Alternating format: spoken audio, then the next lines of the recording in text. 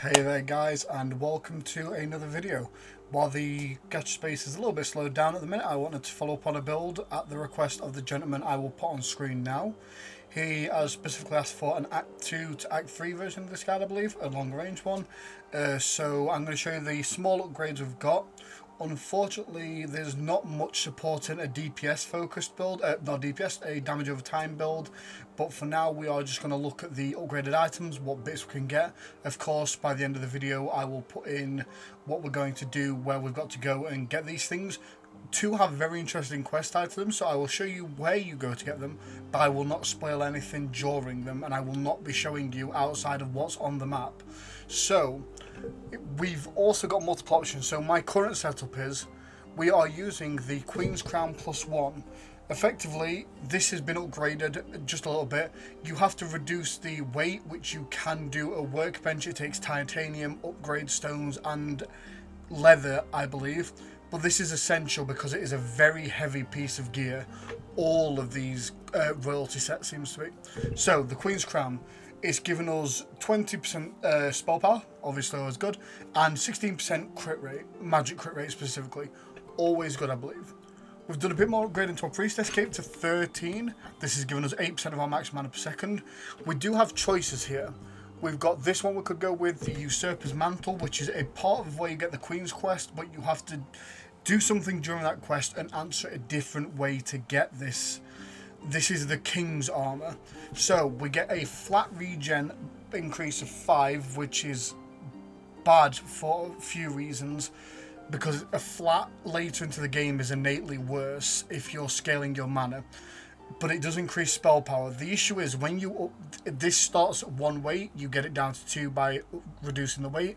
As you can see, it's fine, but it's not good, because I don't think anything's going to beat the Priestess's Cape for maximum mana, simply because we're looking at this. This gives me a flat 5 mana regeneration, but if I go to my, I want to say attributes, my mana is 308. If I'm getting 8% of that back, so argument's sake, 1% of that is 3 a second. 8% of that, 3 times 5, that is 15. So that's going to be 21 a second. So so that's giving 24 a second in fact, because it's 3 times 8, isn't it? If I'm mathing that right. Yeah, it is. Yep, so it's going to be 24 mana a second on that. But we can choose 5 mana a second on this. The issue is it scales up if you upgrade it to 5.05, which is barely an upgrade. I can't see us using the Usurper's Mantle even for the spell power. Feel free to, but I think the builds are just going to feel better with the maximum mana regen. This is also another one. We could sacrifice the maximum mana per second to get 10% spell crit chance. This doesn't upgrade if you upgrade it, or it might come in increments. Every 2 upgrades gives you 1. Again, I've already got 69 magical crit chance. That 10% isn't worth the mana we're losing, I feel like. The next piece is going to be the Royal Gloves. Increase spell power by 1 and increase spell crit chance by 10%. If you remember, I believe we had the Spellslinger set on, which was focused a bit towards more mana, but this has that nice spell damage by 1%, that's mediocre, but the spell crit chance is really good. This weighs 0. Again, you have to upgrade the weight. It gets expensive, so it's something worth looking at, but it will be needed. We've got 2 choices here. We've got the Royal Gown or the Usurper's Robe. The Usurper's Robe has increased to 20 max mana and 100% cast speed. The other 2 upgrades gave us 1 point each and then 5% each. This is going to be good for us simply because we're going to apply the effects a lot faster. Obviously, we can cast faster, and this is including charge spells. So if I go here, one of the biggest differences is in this spell. Look, the charge rate on this. We're instantly ready to cast the fireball. But if I take this off now, it takes a little bit longer to do it. But it is down to personal preference, I feel like, here. Nothing is particularly helping the damage over time aspect, but these bits are helping our overall damage. And this is why I'm struggling to continue this character's build specifically, because we're not getting elemental status support. We're getting flat damage support, which does nothing but increase our power with our innate spell damage. Or we've got the Royal Gown, which can get 5% crit chance or 25% spell power. This may be better, depends what you want to use.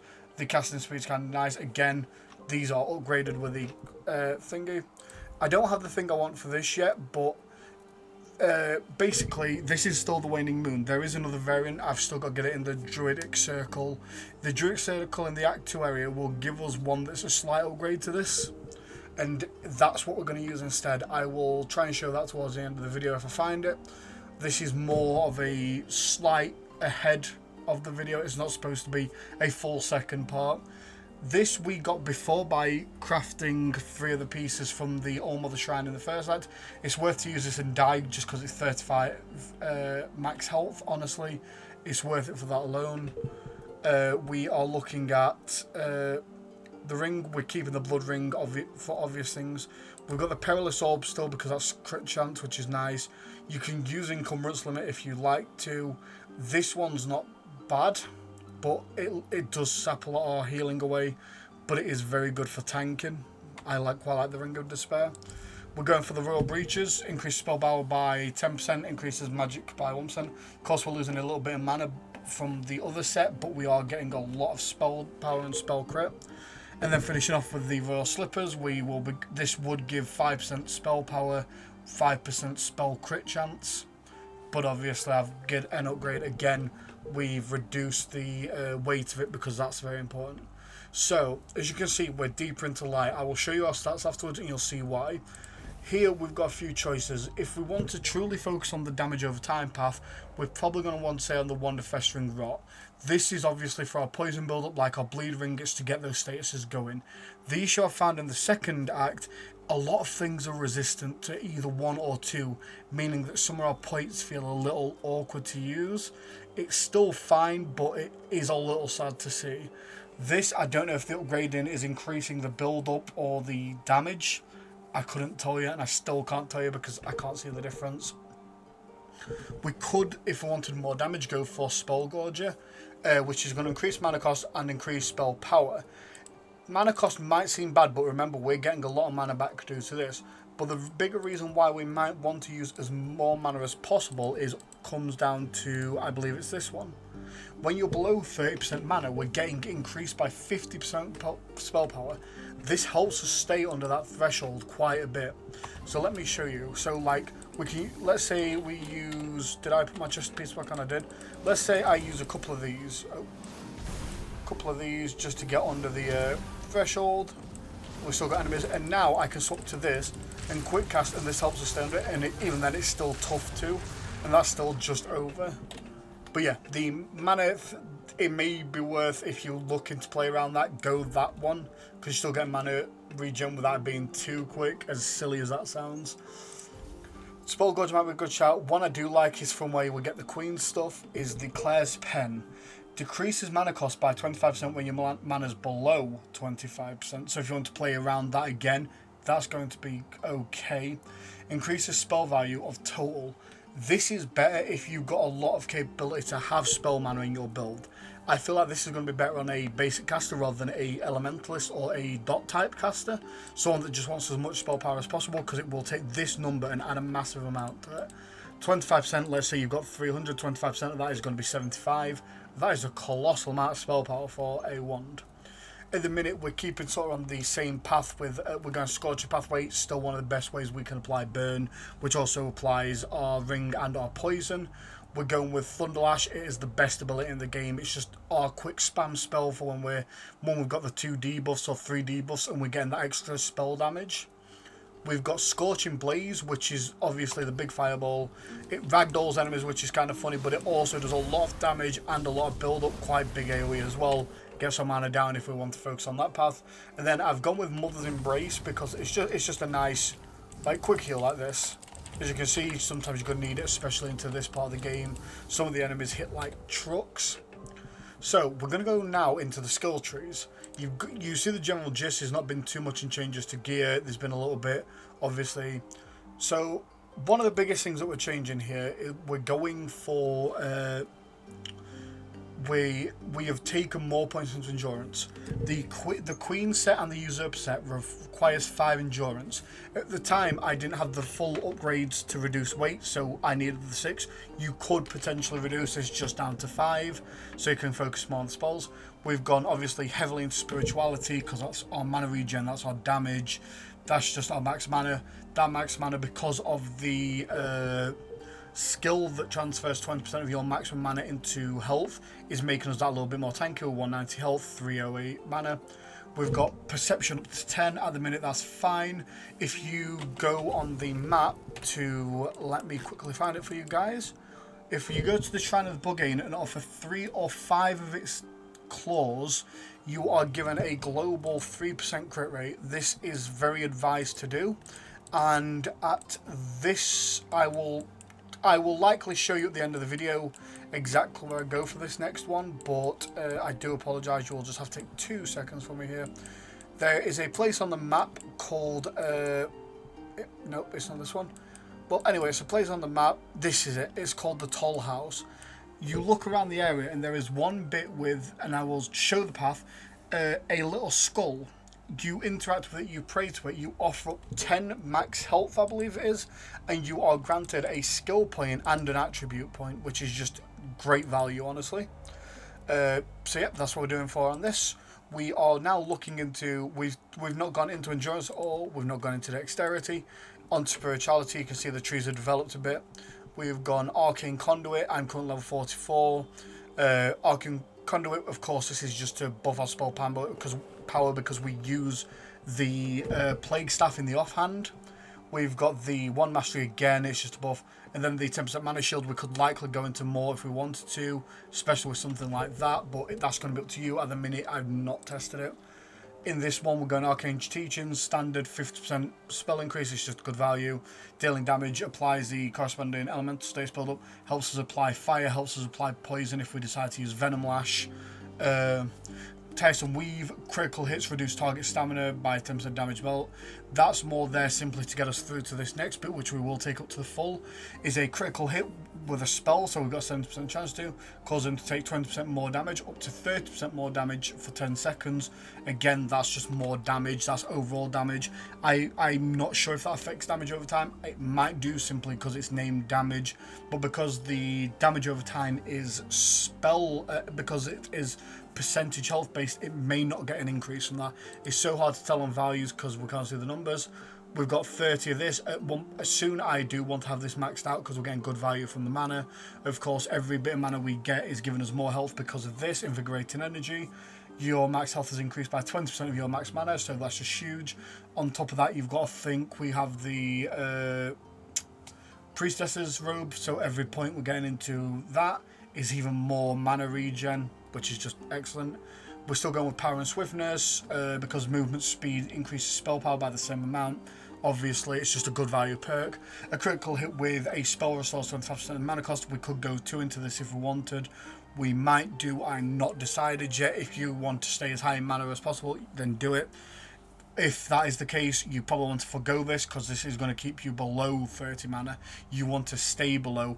I feel like this might even be better with summons because it might lock you below 30. So you've constantly got this activated. And then you could use this. I feel like that's going to be a good thing into the summon path. You lock down all of your mana below 30%.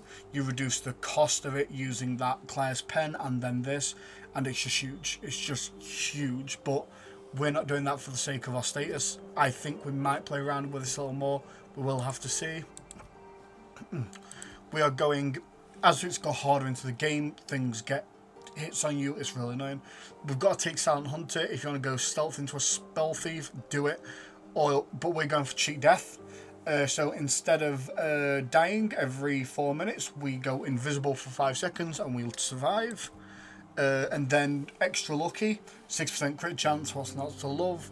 We're going down to Respite and Cruelty. Critical hits have a 20% chance to fully restore your mana. That's fine. Occasionally it's going to help you out if you're dodging a lot. Obviously we crit a lot. Critical Aegis, this is one we will take 2 points in eventually. Every time you land a critical hit, you gain a 15 skilled 30% damage reduction against the next hit you suffer. It effectively just makes you insanely tanky for that next hit. This is good against faster enemies that are going to hit you hard. Swift and Fierce. We can take 2 points into this to make it more reliable, but we do crit 7 out of 10 times, so we might not need it. But obviously, the movement speed, great for mobility, to kite, to move away, to reposition. But think of this perk. It's just 20% extra spell damage for free, as well as move speed. While it's active, it's just, I think it's just really good. I think it's one we take. Obviously, we're staying same into this. I would like to take this up to 2, so we're doing 30% more instead of just the 15 as a bypass. But because it is becoming harder and harder against the infected dead enemies, the red infected enemies, they don't take poison or burn, so you've got bleed on them and you can't apply the other 2, so that's kind of sucky. Maybe if we spec a little bit into ice and use an ice spell, it probably won't be as bad. But then we're just going with a frost build. You may as well just go blizzard, whatever the spell's called, hailstorm, freeze everything, one shot them. You may as well go the ice staff. You may as well just make the game easy mode like that. And we've gone a little bit into this. This is where we've had to deviate a little bit from being a pure mage into born in armor. We're not bothered about the armor values, it's just there as a bypass. To take 2 points into endurance training.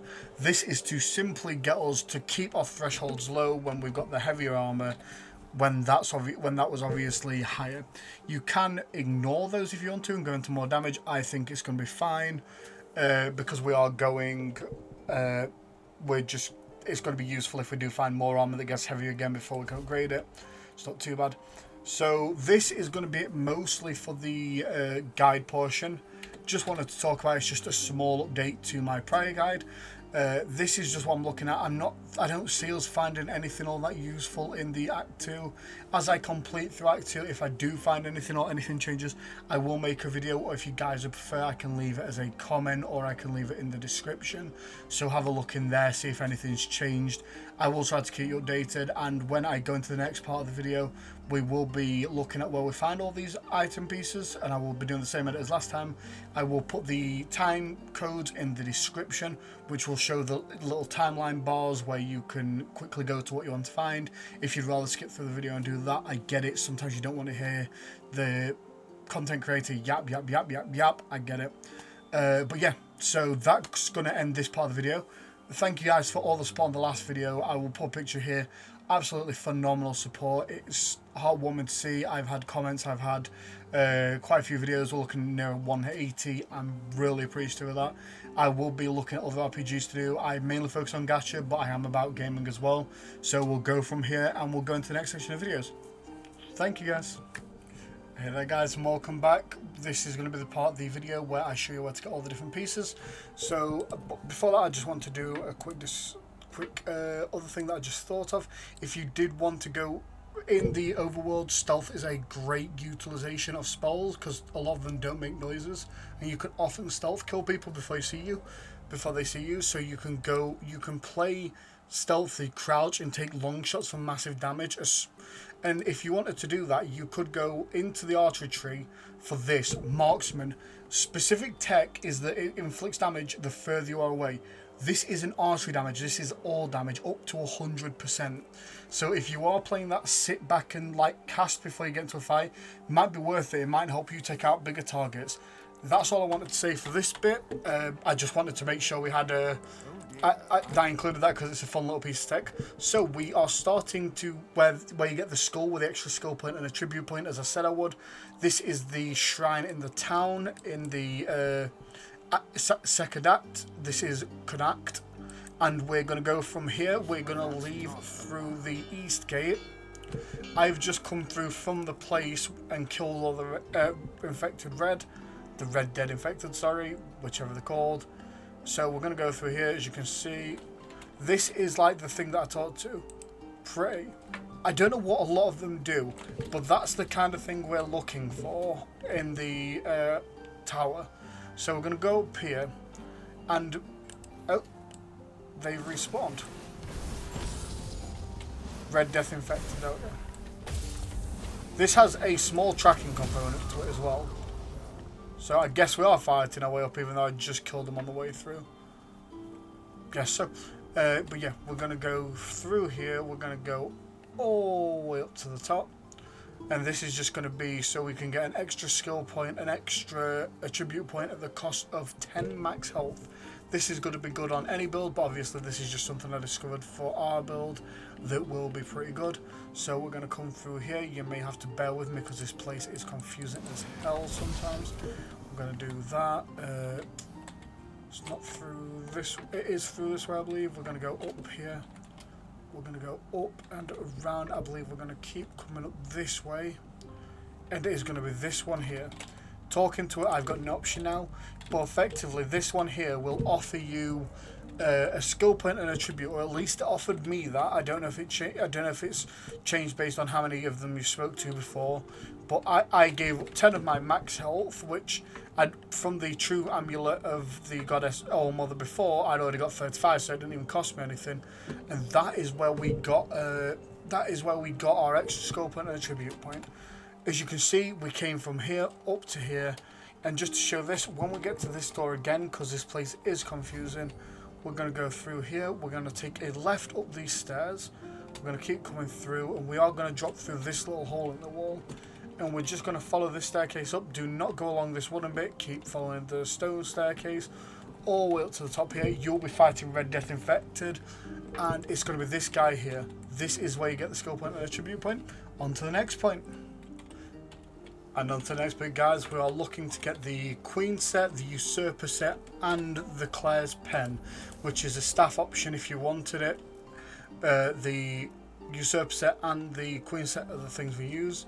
So what we're going to do, we're going to come from, this is where the town is. We're coming out of the north gate, and we're going to go up to this way. I will have to double check if I can get my way around here, but I think it's going to be worth it.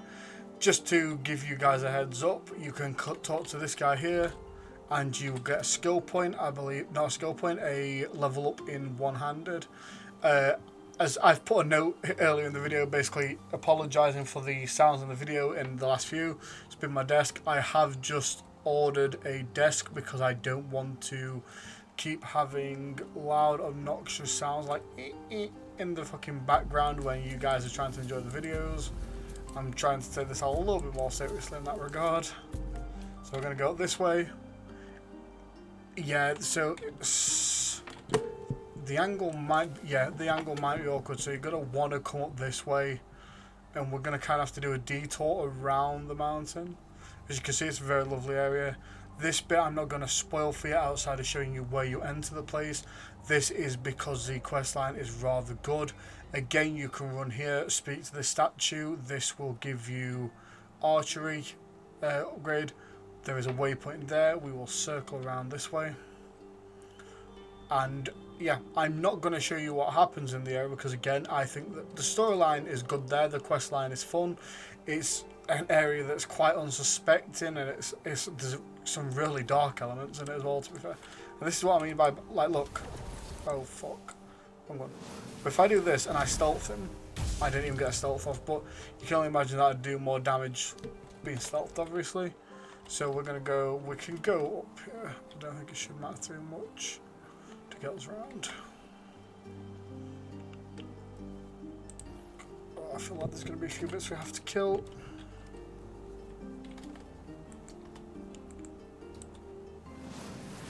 If you were needing those bug rat teeth for the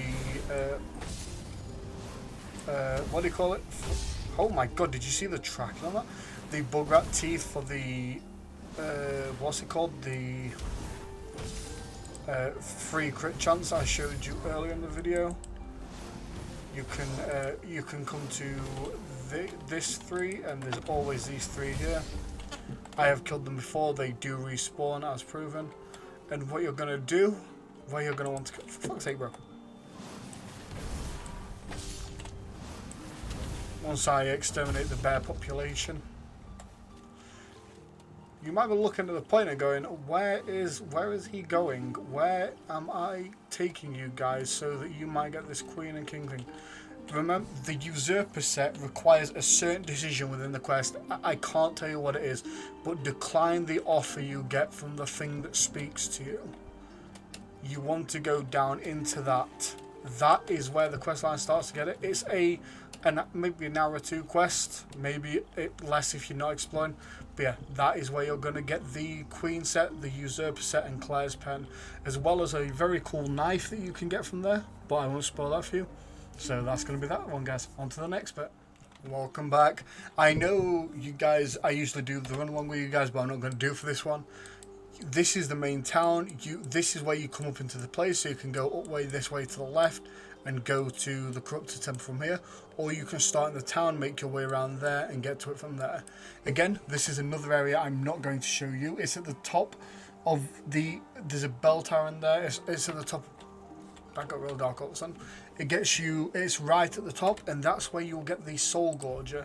I would advise, if you really want to not explore it, you just want to find the Spellgorger outright, you can look up a guide. I will not be showing that spoiler because I think the area is really cool. But yeah, that's how you get the Spellgorger. And now, what else can I show you guys? I don't think there's going to be much else outside of those small bits for the improvement to the build. Obviously, in this area, there's going to be druidic shrines. I'm assuming the upgrade piece on the amulet's going to be better. You're going to run around the toll house. There's one there. There's going to be a few around. Obviously, the shared, the same thing as that, but they're obviously around the area. You might need a couple of them, or it might be on a specific one. And yeah, thank you guys for watching, and I will take it to the ending. Thank you. Hey there guys, and this is the ending of the video. I'm not sure if I'll be uploading an Act 3 video, potentially when I get there, I will see. Hopefully there'll be more pieces that actually support our build. There doesn't seem to be too much in terms of unique things that can support our build quite as well as I'd like. For now, I think this will tie you over though. I just wanted to again thank you guys for the support on the last couple of videos, even on the re-upload. You guys support it and it's like pushing 200 views, which is absolutely wild to me. I'm 17 subs, that's new to me, that's absolutely amazing. The likes, comments, thanks so much for that. I'm genuinely greatly appreciative because I expected this to go nowhere. If you're wondering about the rat hat, the rat bucket hat is from a group of League of Legends esports team called the Lost Returns. They played recently. I got this in the mail today and I'm just pretty high for it. Plus it looks absolutely cute. Maybe not as cute on me, but you know, yep. So thank you very much guys for watching the videos. Please like, comment, subscribe. Maybe tell me what you want to see next, whether that's gacha or gaming. I can see what I can do about that, see if there's anything else that you guys want to see, maybe I can help you out with. Leave a comment if you fancy. Just standard YouTube things, I'm not going to bore you with it. Thank you very much guys, I greatly appreciate it, and have a good wonderful day, night, whatever you are, wherever you are. Cheers guys, bye.